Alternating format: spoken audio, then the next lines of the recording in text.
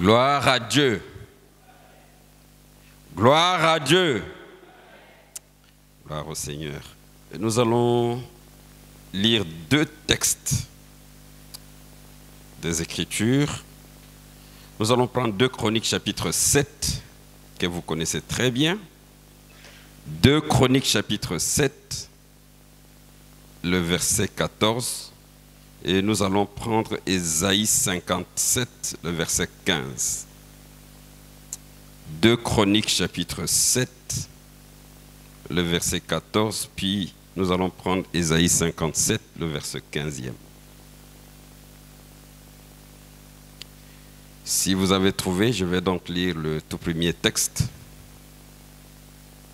Si mon peuple, sur qui est invoqué mon nom, s'humilie, prie et cherche ma face, et s'il se détourne de ses mauvaises voies, je l'exaucerai des cieux, je lui pardonnerai son péché et je guérirai son pays.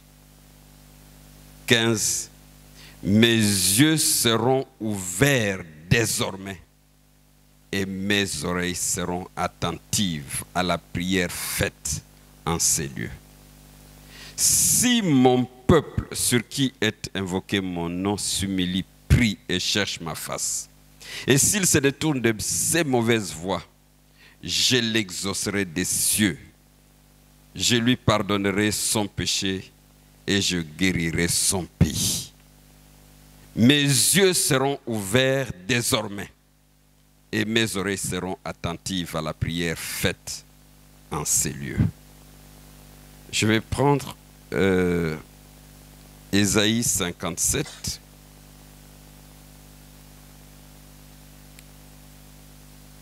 Le verset 15e. Ésaïe 57, 15. Car ainsi parle le Très-Haut, dont la demeure est éternelle et dont le nom est saint. J'habite les lieux élevés et dans la sainteté. Mais je suis avec l'homme contrit et humilié, afin de ranimer les esprits humiliés, afin de ranimer le cœur contrit.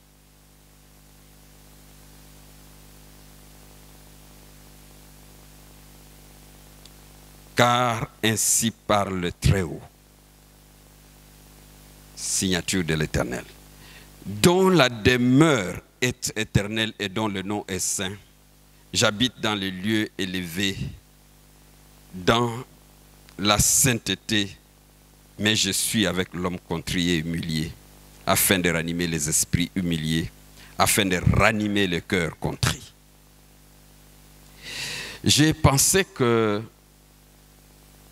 avec ces deux textes, je puisse relever quelques traits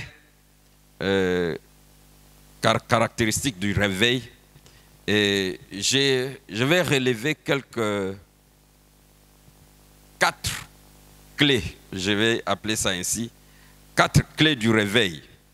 Mais la 4e clé sera beaucoup plus une clé pratique que nous allons utiliser dans la prière. Mais je voudrais bien m'atteler sur la toute première clé qui est l'humilité.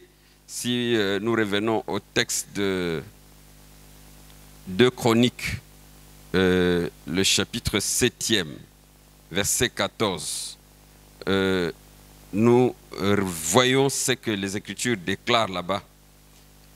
Si mon peuple sur qui est invoqué mon nom s'humilie, le tout premier aspect, j'ai appelé ça la première clé. Et puis le deuxième aspect, je parle de la consécration, ou bien en d'autres termes, je vais appeler ça aussi sainteté. Et puis le troisième point, la repentance. Et le tout dernier, la toute dernière clé, que j'aimerais bien que ce soit une clé pratique, c'est ce que nous allons utiliser pour la prière. Je voudrais commencer par une histoire. Il s'agit d'un professeur. Ça se passe en Angleterre.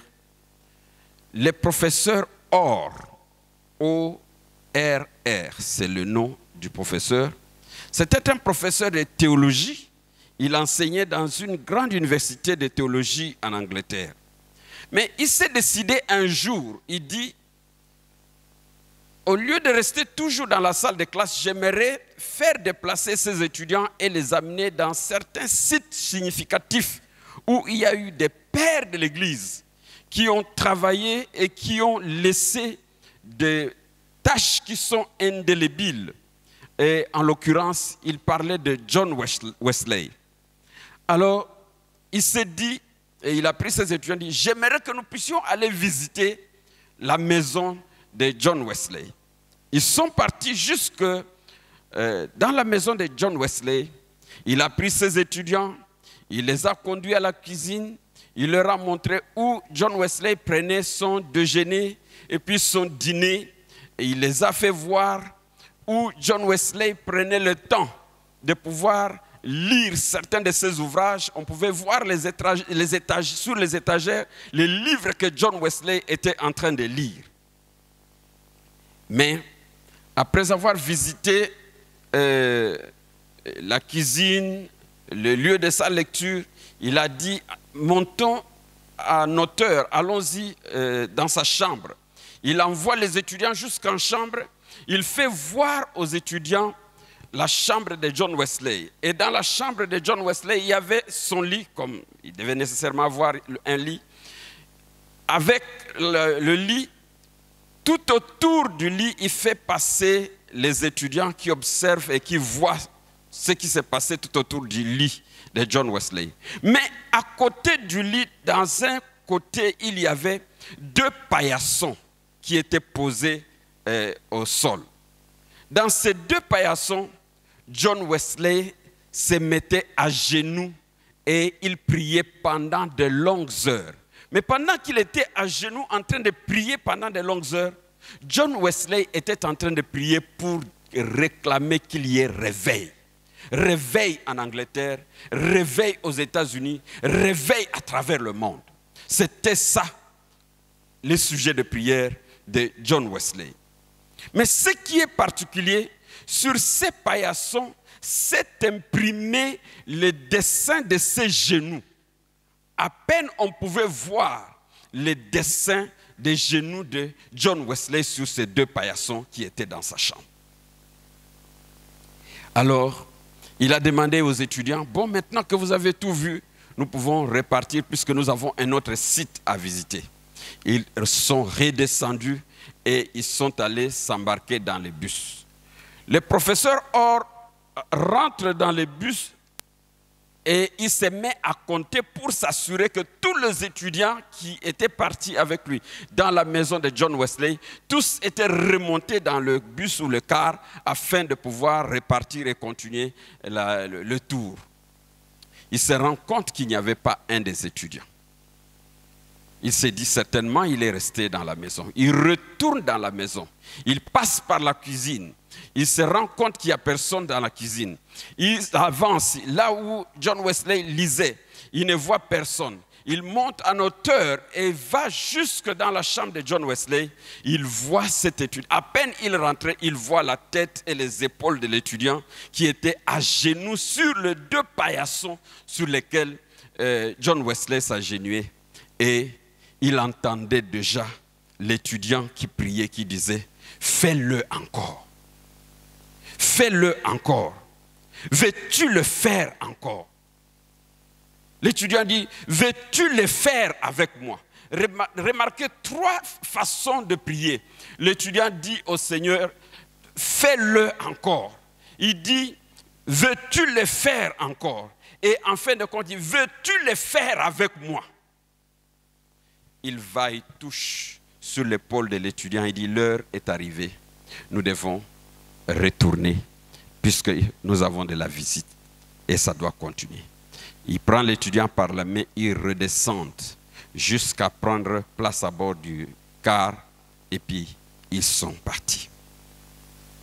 Ma prière ce soir, qu'il y ait quelqu'un qui dise comme cet étudiant, fais-le encore. Ma prière ce soir, qu'il y ait un de nous, que ce soit une maman, que ce soit un papa, que ce soit un jeune, que quelqu'un dise au Seigneur aujourd'hui, veux-tu le faire encore? Ma prière ce soir, qu'il y ait quelqu'un qui dise au Seigneur, veux-tu le faire avec moi? Seigneur, ce soir, comme cet étudiant-là, nous voulons que le réveil commence avec moi, avec quelqu'un.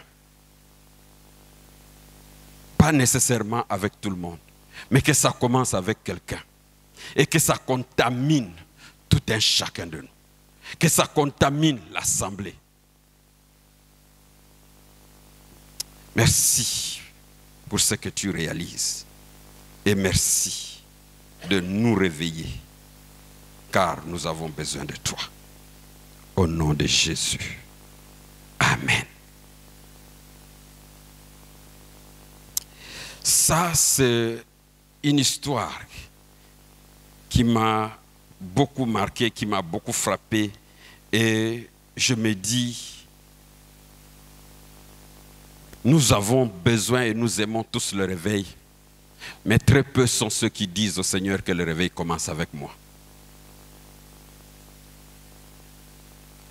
Pouvions-nous être si audacieux jusqu'au point de dire au Seigneur que le réveil commence avec moi. Mais dans ces quelques 4 clés que je ressors ici, j'aimerais commencer avec la toute première clé. Mais sachez que pour toute chose qui a une valeur, il y a un prix à payer. J'ai dit, sachons que pour toute chose qui revêt une valeur, il y a un prix à payer. Es-tu prêt à payer ce prix-là? Es-tu prêt à avancer dans cette direction?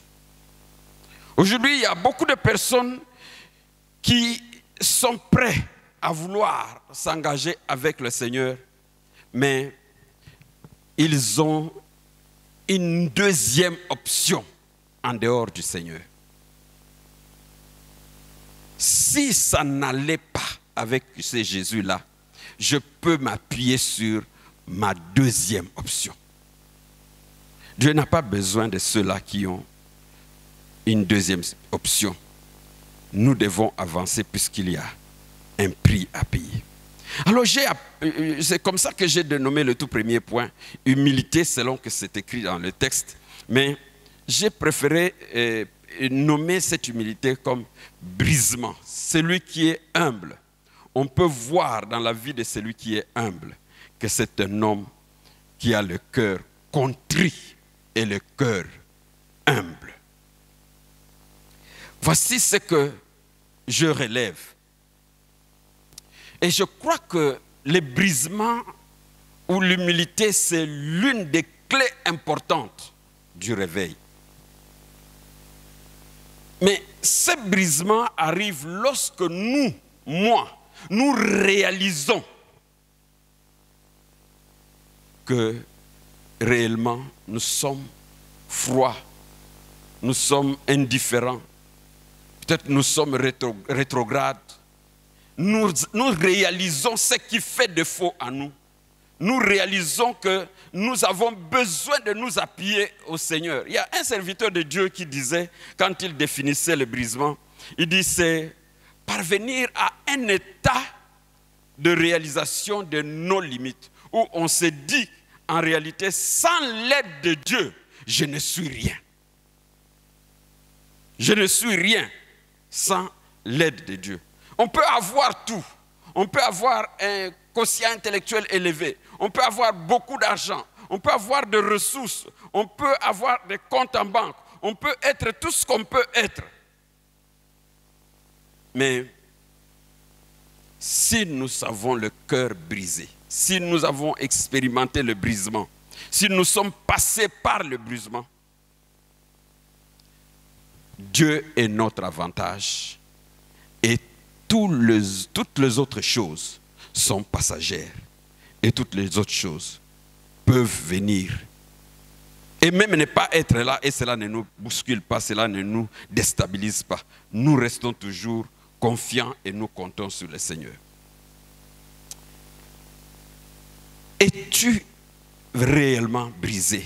As-tu le cœur contrit? Je me suis dit, il y a quelques personnes qui peuvent rencontrer le Seigneur et rester le même.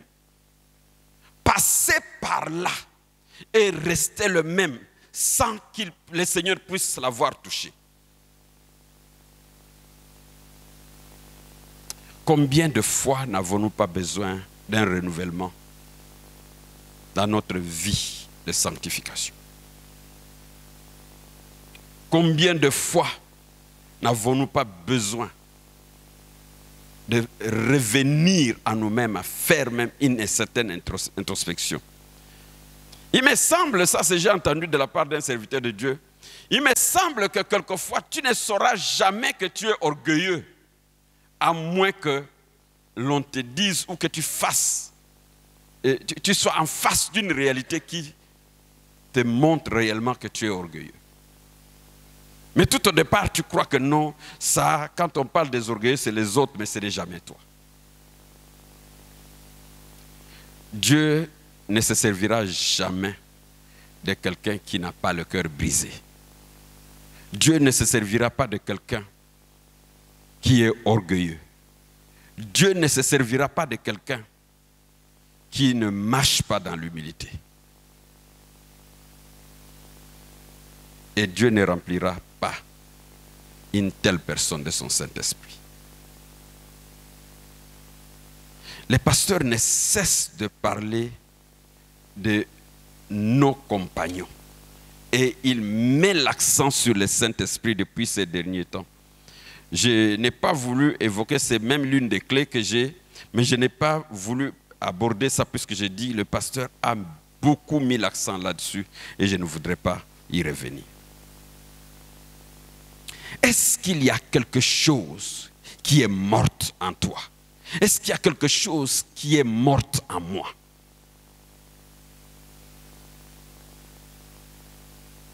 Il y a de quoi nous poser cette question-là.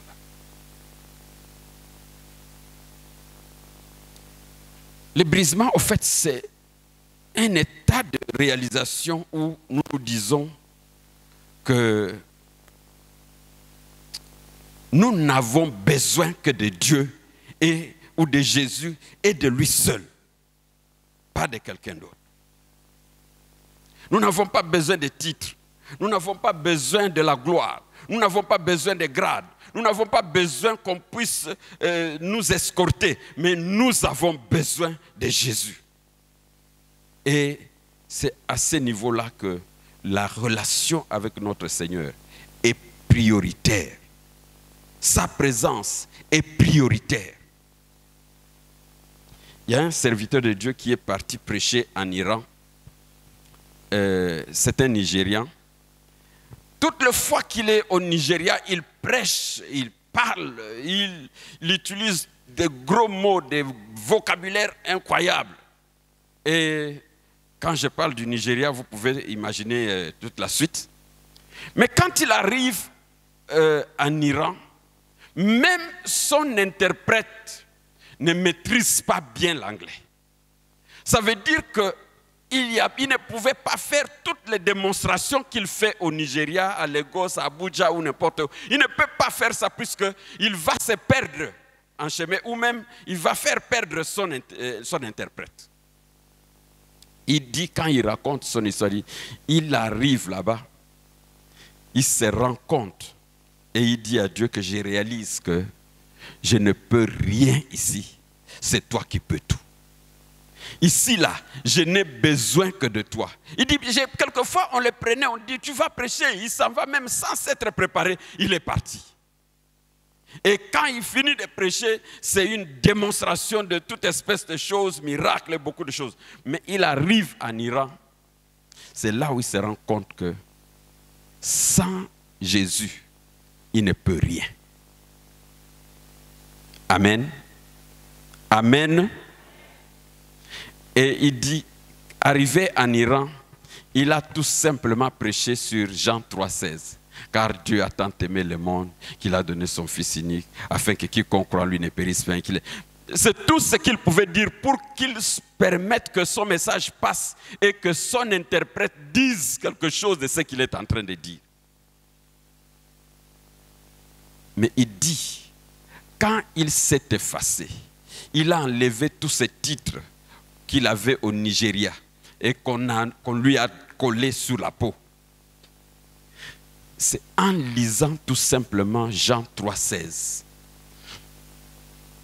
sans avoir même terminé sa prédication, des personnes pleuraient par rapport au fait qu'ils réalisaient qu'ils ont bafoué l'amour de Dieu, alors que cet amour est disponible. Il dit ces jours-là, les personnes qui se sont levées pour recevoir Christ, il dit, juste pour ces passages, Jean 3,16, il dit, c'est quand nous nous laissons briser, quand nous laissons le Seigneur prendre le trône, le contrôle, quand c'est lui seul qui passe en avant-plan et que nous nous effaçons, c'est à ce moment-là que la puissance de Dieu, la gloire de Dieu se manifeste, la présence de Dieu se manifeste. Nous prions, notre prière, que Dieu déverse la présence spéciale du réveil au milieu de nous, afin que nous puissions voir Dieu dans toute la dimension de sa gloire. En fait, Dieu veut qu'il y ait un brisement authentique, brisé au-dedans de nous. Le Seigneur connaît tous ceux qui sont à lui et tous ceux qui lui appartiennent. Il sait. On n'a rien à lui apprendre. Il sait ce qu'il y a. Il sait qui est à lui. Mais est-ce que nous sommes prêts à réaliser que, en réalité, en nous-mêmes, nous ne sommes rien. Mais nous pouvons tout par celui qui nous fortifie. Je ne suis rien. Nous ne sommes rien. Mais nous pouvons quelque chose. Malgré tout ce que nous avons, c'est là, nous pouvons considérer ça comme des avantages. Mais laissez-moi vous dire qu'il y aura toujours un problème qui viendra faire face à ce que nous appelons avantage. Et cet avantage sera déclassé et nous ne pourrons même pas voir que c'est un avantage. Que Jésus soit ton avantage. Que Jésus soit ton avantage. L'avantage de ta vie. Et cela seul peut t'aider à marcher dans ce chemin, dans le brisement et te donner de dépendre entièrement et totalement du Seigneur. Première clé, j'ai parlé du brisement ou en d'autres termes, l'humilité par rapport au texte que nous avons lu. Mais la deuxième clé que j'ai trouvée dans ce texte, si nous nous détournons de toutes nos mauvaises voies et nous recherchons à marcher devant le Seigneur, et si nous sommes de ce peuple qui sont appelés par son nom, nous appartenons au Seigneur, nous sommes appelés par son nom. Ça veut dire, nous sommes mis à part. C'est ça la notion de la sanctification, ou bien la sainteté. Et j'ai collé ça à la consécration. Être mis à part pour le Seigneur. Laissez-moi vous dire que Dieu se sert des vases purs s'il veut envoyer le réveil. Il se sert des vases purs. Et je réalise même que Dieu a déjà commencé, à nettoyer même l'intérieur de l'église. L'intérieur du plat est déjà en train d'être nettoyé. Dieu est en train de faire la lessive de son église. C'est très mal de le dire, ce n'est pas intéressant, mais il faudra que nous le disions. Dieu est en train de nettoyer l'intérieur du plat.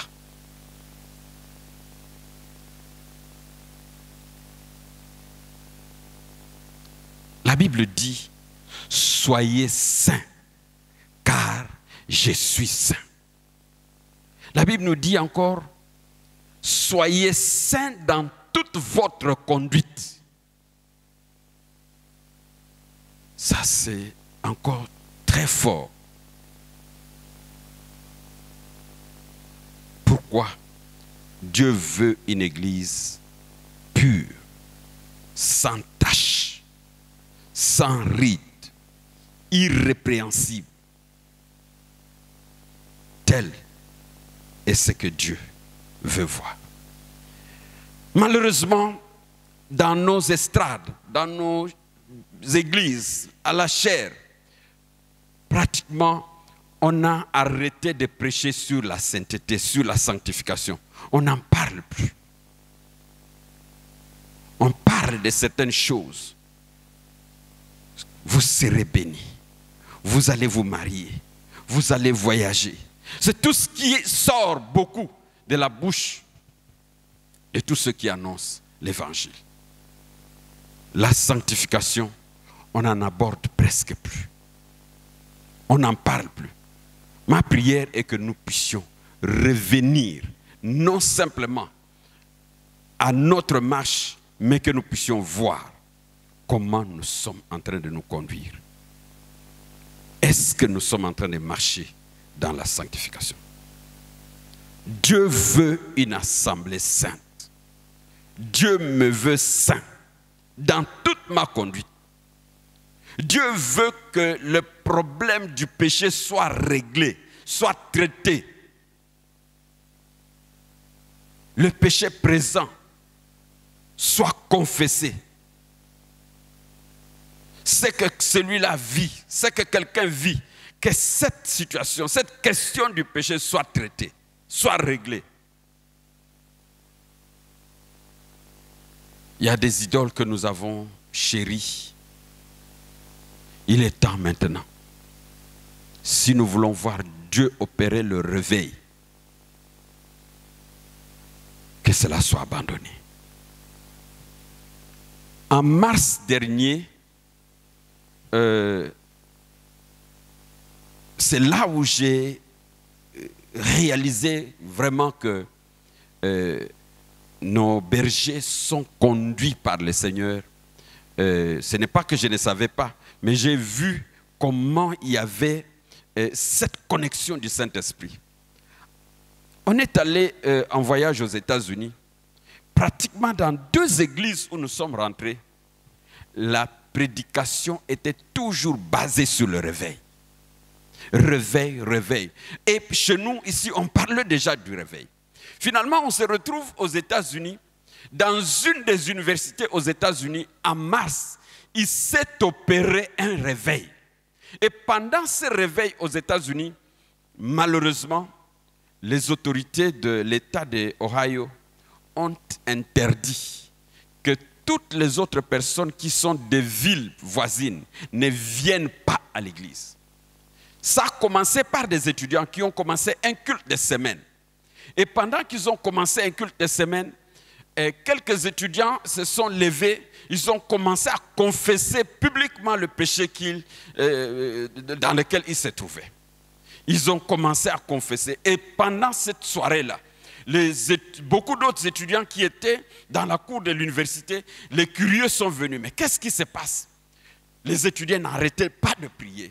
Ils ne faisaient que pleurer, prier devant la face du Seigneur, dire au Seigneur, ce que nous faisons n'est pas correct, n'est pas bon. Nous venons nous décharger devant toi.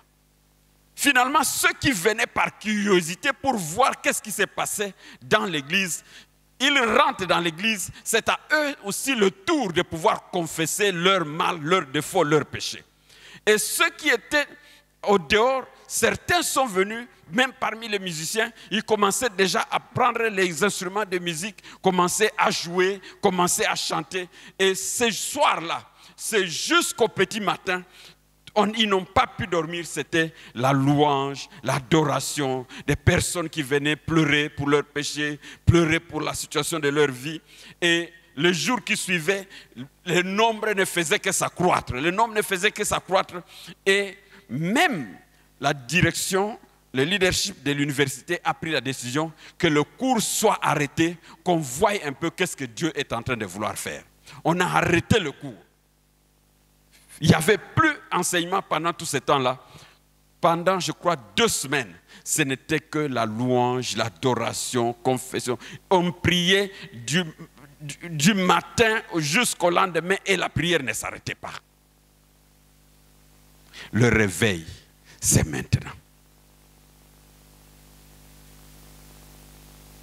Gloire à Dieu. Gloire à Dieu. Le réveil, Dieu nous appelle à savoir que nous sommes mis à part pour lui, à part pour le service. C'est ça la notion de la sainteté. Mis à part pour Dieu, pour le service. C'est là où il veut nous conduire. C'est là où il veut nous voir. Il ne veut pas nous voir dans tout ce que nous possédons, dans tout ce que nous disposons. Ça, c'est simplement le mirage. Ça va disparaître. À un moment donné, on ne verra même pas ce qui se passe en réalité. Dieu veut que nous puissions être à lui et entièrement à lui. Toute notre vie, totalement à donner à lui. C'est ce qu'il attend de nous. C'est ce qu'il veut voir dans la vie de tout un chacun de nous.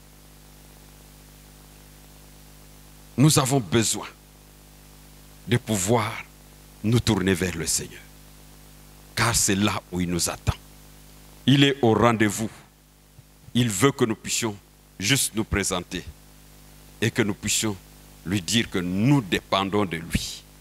Nous sommes à lui. Le premier point, j'ai parlé de brisement ou humilité. Le deuxième point, j'ai évoqué la sainteté ou la consécration. Et le troisième point, ou bien la troisième clé, la repentance. Chaque grand réveil par rapport aux réveils qui se sont passés au travers des siècles, chaque grand réveil commence et se poursuit par une repentance authentique. On voit des personnes qui viennent de façon sincère, de façon réelle, droite et directe, venir auprès du Seigneur pour demander complètement pardon et dire « Je ne reviens plus à ça ». Les gens viennent pour confesser et abandonner le péché présent dans leur vie, ce qu'ils sont en train de vivre, le type de péché qu'ils sont en train d'expérimenter. Et ils se rendent compte qu'il faut abandonner ces péchés. Mais sachons aussi que la vraie repentance va au-delà du changement de vie. C'est au fait un changement de caractère. Jean 9, 25 dit, quand Jésus a guéri ce jeune homme dit, il fait une déclaration suivante, il dit, « J'étais aveugle et maintenant je vois. » Il y a eu une étape, j'étais aveugle, mais ce qui est réel maintenant, c'est que je vois. On passe du changement de vie au changement de caractère.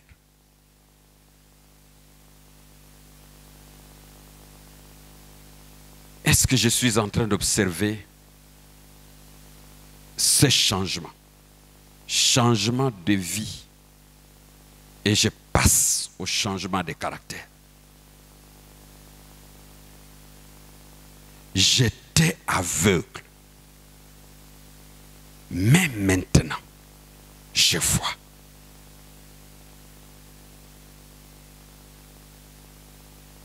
En fait, naître de nouveau,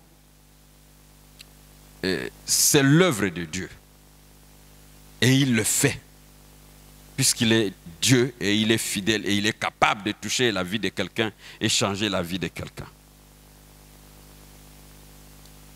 Mais nous avons besoin de ne pas nous arrêter à ces niveaux-là. Je crois que Dieu a une destinée particulière pour la vie de tout un chacun. Il y a un niveau, en dehors du fait que nous venons au Seigneur, nous connaissons le Seigneur, nous nous convertissons, mais Dieu nous appelle à un niveau d'engagement élevé. Pas simplement rester au niveau où nous étions. Y a-t-il quelque chose sur laquelle nous nous accrochons? Laissons passer, laissons aller. C'est à quoi nous nous accrochons. Chacun se connaît mieux. Chacun sait ce qu'il est. Mais le Seigneur nous appelle ce soir. Laissons aller. Il nous dit, laissons aller. C'est sur quoi nous nous accrochons. Laissons aller la chose. Suis-je prêt à laisser tout aller?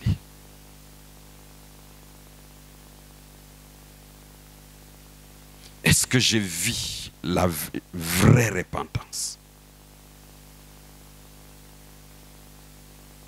Est-ce que je pratique? Ou c'est juste peut-être c'est un train de vie, puisque les choses se passent ainsi, alors j'y vais dans ce sens-là. Je voudrais prendre la dernière clé. La première, l'humilité ou le brisement. La deuxième clé, c'est la sainteté ou la consécration. La troisième clé, la repentance. Et la quatrième clé, c'est la prière. Mais j'aimerais partager avec vous certaines choses que j'ai lues avec un serviteur de Dieu qui a écrit un livre très important. Pendant toute la durée de mon séjour, avec mon dernier voyage au Cameroun, j'ai lu un livre sur support électronique de E.M. Bounds. E.M. Bounds a écrit un livre, le livre en question, c'est Comprendre la prière, son but et sa puissance. Comprendre la prière, son but et sa puissance. Pour ceux qui s'intéresseraient, je suis bien, comme c'est en version électronique, je peux toujours vous donner, si tel est votre désir. Je ne fais pas la publicité du livre, mais je vous assure que ça m'a fait du bien. La prière est la clé qui touche le cœur de Dieu.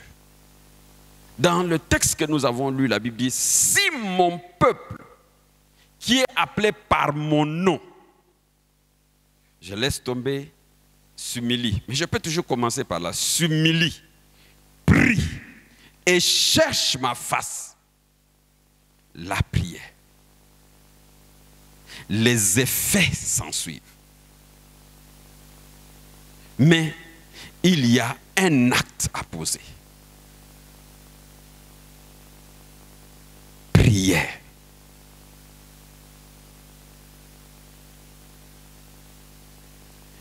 J'ai pu prendre quelques petites notes. Alors, beaucoup de petites notes. Bon, je les appelle petites, mais c'est beaucoup finalement. Mais je voudrais juste citer quelques-uns. E.M. Bounds dit, la prière égoïste, la prière qui se limite à soi-même, est une prière qui meurt. La prière doit être une prière où on pense aussi aux autres, on prie aussi pour les autres, on prie pour son entourage, on prie pour tous ceux qui sont tout autour de nous. Si la prière est égoïste, centrée sur soi-même, cette prière meurt. Et il a dit beaucoup de choses que je ne peux pas vous dire, puisque c'est tout un livre. Mais voici ce que je voulais vraiment vous dire. Il dit, façonnez l'avenir par vos prières et tout ce dont vous avez besoin, commandez-moi. Gloire à Dieu. Gloire à Dieu. Il dit façonnez l'avenir par vos prières. Ce qui veut dire que l'avenir est sans forme. L'avenir est ce qu'il est. Mais nous pouvons façonner l'avenir par nos prières. Et puis, sur cette même phrase, il dit, tout ce dont vous avez besoin, commandez-le à Dieu. Ça veut dire que nous avons le pouvoir de commander. Nous avons le pouvoir de voir des choses se réaliser, mais nous devons commander ces choses.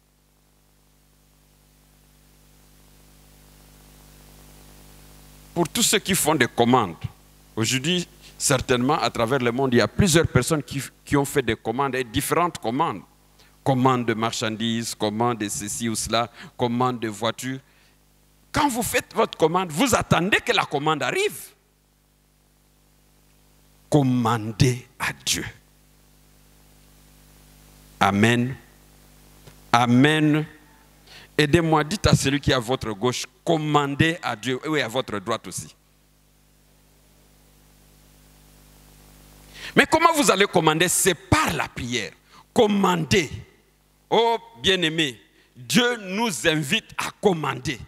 Dans ce temps-là que nous attendons pour le réveil, puisque nous nous préparons pour le réveil, et le réveil est imminent, le réveil est déjà là. Le pasteur n'a cessé de revenir sur ça. Commandons. Alors, pourquoi ne pas commander le réveil? Il continue, il dit, demandez largement. Quand vous demandez, quelquefois ça veut dire nous demandons trop peu, mais il dit, demandez largement. Et il a pris un texte de la Bible, il dit, ouvrez grand la bouche, ou bien ouvre grand ta bouche et je la remplirai. Dieu veut que tu commandes, que tu demandes largement, que tu ouvres grand ta bouche et lui, il va remplir. Mais sachez, et c'est ce que le pasteur le dit toujours ici, et je pense qu'on va se rappeler, il dit, ne diminuez pas votre demande, je ne reculerai pas, ni ne diminuerai mes dons. Le pasteur dit, si nous demandons à Dieu, nous n'allons jamais l'appauvrir. C'est ce qu'il dit. Il reprend la même chose aussi. Ma prière que ce soir, que des femmes et des hommes se lèvent et se mettent à commander. Que des femmes et des hommes se lèvent et se mettent à demander largement. Ma prière ce soir est que des hommes se lèvent et commencent à dire au Seigneur, déverse de façon spéciale ta présence au milieu de nous, car nous avons besoin du réveil. Ma prière ce soir, que des hommes et des femmes se lèvent et puissent dire au Seigneur que nous puissions voir les signes de ta présence et que ces signes soient réellement visibles, que l'immatériel devienne matériel, que l'invisible devienne visible, que ce qui on ne pouvait pas toucher puisse être tangible au nom de Jésus. Ma prière est que nous puissions nous lever et que nous puissions prier et que nous puissions dire au Seigneur, nous voulons voir, nous voulons entendre, nous voulons toucher ce qui prouve que tu es présent. Ma prière, que ce soir, nous puissions être à mesure de pouvoir dire au Seigneur, j'ai soif de toi, j'ai faim de toi. La soif de Dieu, la faim de Dieu puisse nous envahir nos cœurs, afin que nous puissions parler au Seigneur. Puis-je vous demander de vous lever, s'il vous plaît, et avec quelques instants, nous puissions dire au Seigneur ces quelques mots, ces quelques phrases, que des femmes, des hommes se lèvent en ces lieux et puissent parler à celui qui est Dieu, à celui qui est Seigneur. Que des hommes et des femmes se lèvent, puissent commander, puissent ouvrir largement, demander largement et parler au Seigneur, puisque le temps est venu. Le réveil, c'est maintenant. Que le Dieu de gloire puisse se manifester. Nous allons d'abord parler, en tout premier lieu, nous allons dire au Seigneur, déverse de façon spéciale ta présence au milieu de nous. Déverse de façon spéciale. Dieu ne se cache pas. Dieu a toujours envie de se révéler. Dieu veut se révéler à son peuple. Dieu veut se révéler à ses enfants. Dieu veut se révéler à son église. Dieu veut se révéler à son peuple. Parlons au Seigneur. Maintenant, ce soir, disons-lui, déverse de façon spéciale ta présence au milieu de nous. Ta présence dans ma vie. Pour un monde meilleur, commence par toi-même. Parle. Parle au Seigneur. C'est le moment de pouvoir nous exprimer auprès du Seigneur. Il attend que nous puissions lui dire. Il est prêt à nous entendre. Il est prêt à nous exaucer. Il est prêt. Parle, parle. C'est le moment de prier. C'est le moment de pouvoir demander sa présence. La présence de Dieu. Nous avons besoin de ça. Nous avons besoin que Dieu nous parle. Nous avons besoin que Dieu se révèle à nous. En réalité, le réveil, c'est ce déversement de la puissance, de la présence de Dieu dans nos vies. Que ce soit dans notre maison, que ce soit dans notre assemblée. C'est ce déversement de la présence de Dieu. Prions et demandons que la présence de Dieu soit déversée au milieu de nous. La présence de Dieu se manifeste. La présence de Dieu soit tangible. La présence de Dieu soit visible. Partout où nous passons, nous puissions voir que Dieu est à l'œuvre. Partout où nous passons, que nous puissions voir que Dieu est en train d'agir. C'est lui qui vient d'en haut et au-dessus de tout. C'est lui qui vient d'en haut et plus puissant que tout. Oh, nous voulons lui parler puisqu'il entend. Il a des oreilles pour entendre. Il a des oreilles pour entendre. Il a une main pour agir et toucher. Il n'est pas un homme pour mentir, ni fils de l'homme pour se repentir. Parle. Parle au Seigneur. Tu n'as pas besoin d'économiser tes paroles. Tu n'as pas besoin de te garder. Tu as besoin de pouvoir ouvrir. Exprime-toi. Oui, demande largement. Parle au Seigneur des Seigneurs. Parle à celui-là qui est capable de t'écouter. À celui-là qui est capable de répondre à tes cris, à tes supplications. Il est là, présent pour nous écouter, présent pour nous entendre, présent pour nous répondre. Rappelez-vous de ce qu'il dit dans sa parole, dans 2 Chroniques 7 que nous venons de lire. Il promet qu'il est prêt à nous écouter. Il est prêt à nous répondre. Rappelez-vous de ce qu'il est en train de dire dans sa parole. Même dans le texte que nous avons lu dans Ésaïe, Dieu est en train de parler. Dieu est en train de s'exprimer. Dieu est en train d'agir. Il veut nous voir, nous entendre, lui parler. Il veut que nous puissions lui parler. Parle. Parle au Seigneur. C'est le moment que tu as, l'occasion que tu as pour parler au Seigneur. Vas-y. Vas-y. De lui de verser de façon spéciale sa présence. Il ne se cache pas. Il est un Dieu qui se révèle. Il est un Dieu qui parle. Il est un Dieu qui s'exprime. Il est un Dieu qui se manifeste. Parle à ce Dieu-là.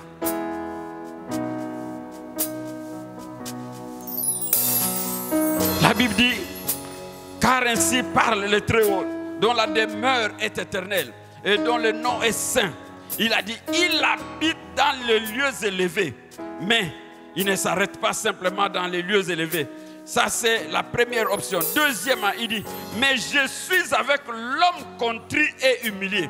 Oh, l'homme contrit et humilié peut bénéficier de la présence spéciale de Dieu. Il est là. Il dit, il habite dans l'homme qui a le cœur contrit, l'homme qui a le cœur humilié, l'homme qui est passé par le brisement, afin de pouvoir ranimer les esprits humiliés. Oh, il ranime les esprits humiliés. Il est là. Il est là. Il ranime les esprits humiliés. Il ranime le cœur brisé. Il est là. Oh Seigneur, nous te disons merci, puisque tu déverses de façon spéciale ta présence. Tu déverses de façon spéciale ta présence. Oh merci, puisque tu veux que nous puissions vivre ces réveils, que nous puissions vivre spécialement ta présence. Au nom puissant de Jésus, nous avons prié et nous sommes exaucés au nom de notre Seigneur Jésus. Amen. Nous allons prier, encore prier, nous allons dire au Seigneur, nous voulons voir des signes de ta présence. Nous voulons voir les signes de ta présence, que tu es là, que tu es présent, que tu agis. De sorte que l'immatériel soit maintenant matériel. De sorte que l'invisible soit visible. De sorte que ce qu'on ne pouvait pas toucher, nous puissions toucher ça de façon tangible. De ce que ce qui était impossible devienne possible, puisqu'il est présent. Parlons au Seigneur. Nous voulons voir les signes de ta présence.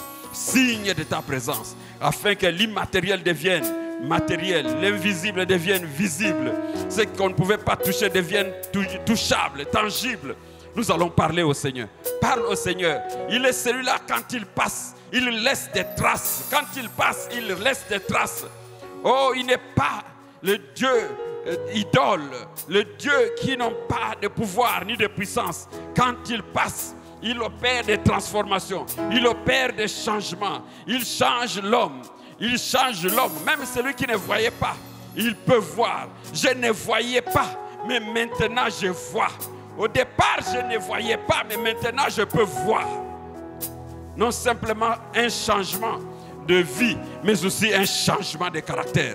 Oh Seigneur, merci puisque tu opères le changement de caractère, le changement de caractère, le changement de caractère, le changement de caractère s'opère, le changement de caractère s'opère par le puissant et glorieux nom que tu portes. Le changement de caractère s'opère.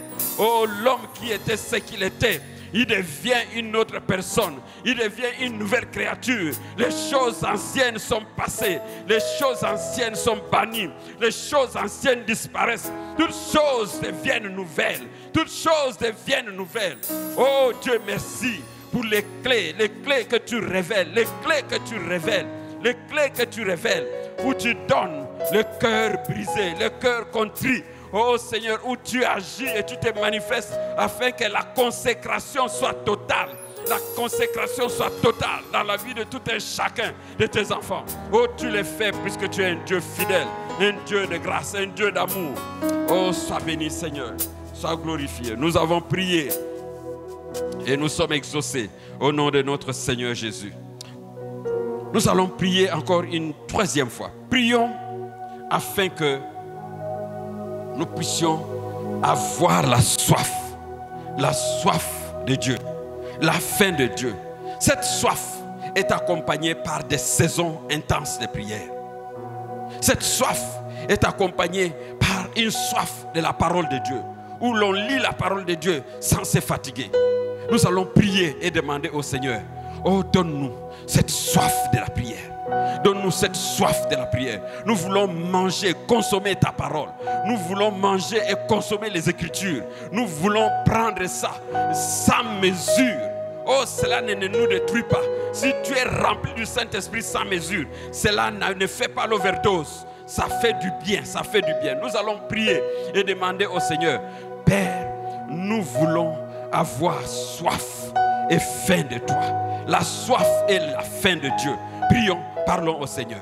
Dieu de gloire, nous avons besoin de la soif. La soif, la soif, la soif, la soif, la soif et la faim de Dieu. La soif et la faim de Dieu. De sorte que des saisons prolongées de prière se font voir. Les saisons prolongées de prière se manifestent. Des saisons de prière prolongées, oui, se font voir. Des besoins où les enfants de Dieu lisent la parole, lisent la parole, lisent la parole sans limite au nom puissant de Jésus. Oh Père, merci pour ce que tu réalises, pour ce que tu accomplis.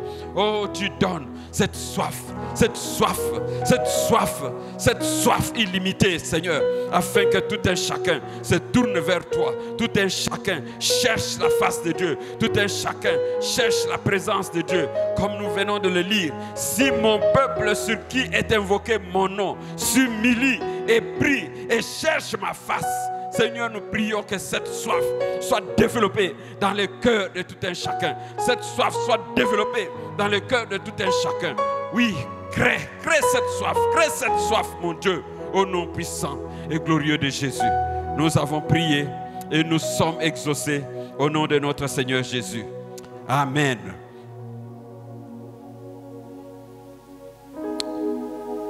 Nous allons nous asseoir dans cette attitude de prière.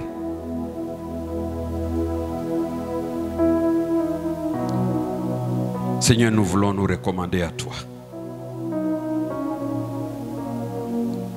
Nous voulons nous laisser entre tes mains.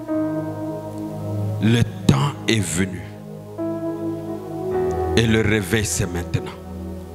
Où tu veux te manifester selon toute la dimension de ta puissance, toute la dimension de ta gloire. Le temps est venu où tu veux que les vrais adorateurs t'adorent en esprit et en vérité.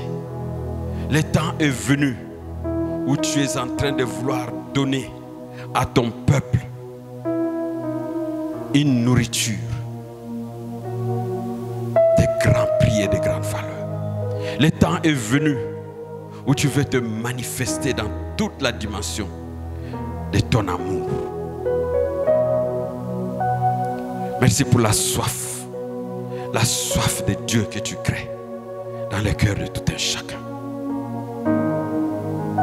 La soif de ta parole, la soif de ta présence. Merci de ce que tu développes la crainte de Dieu dans le cœur de tout un chacun, afin que tout un chacun marche dans la sanctification, loin de tout péché, loin de tout mal, loin de toute compromission. Nous te disons merci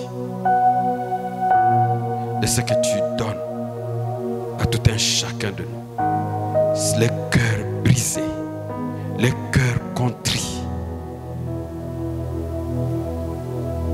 où nous ne considérons pas ce que nous sommes, ce que nous avons, la valeur ou l'importance que nous avons, les quotients intellectuels que nous pouvons avoir. Mais tu es tout pour nous. Tu es tout pour nous. Tu es notre seul avantage. Tu es notre seul privilège. Et nous voulons compter sur toi et sur toi seul.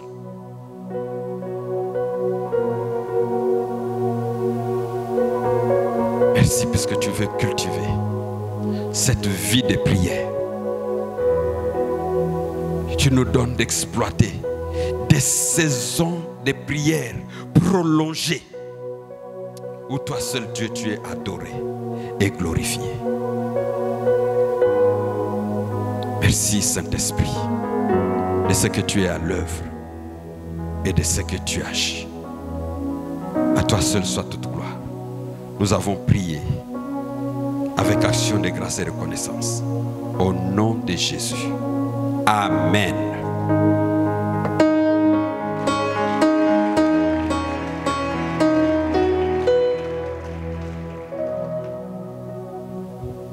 Gloire au Seigneur Jésus. Gloire au Seigneur Jésus.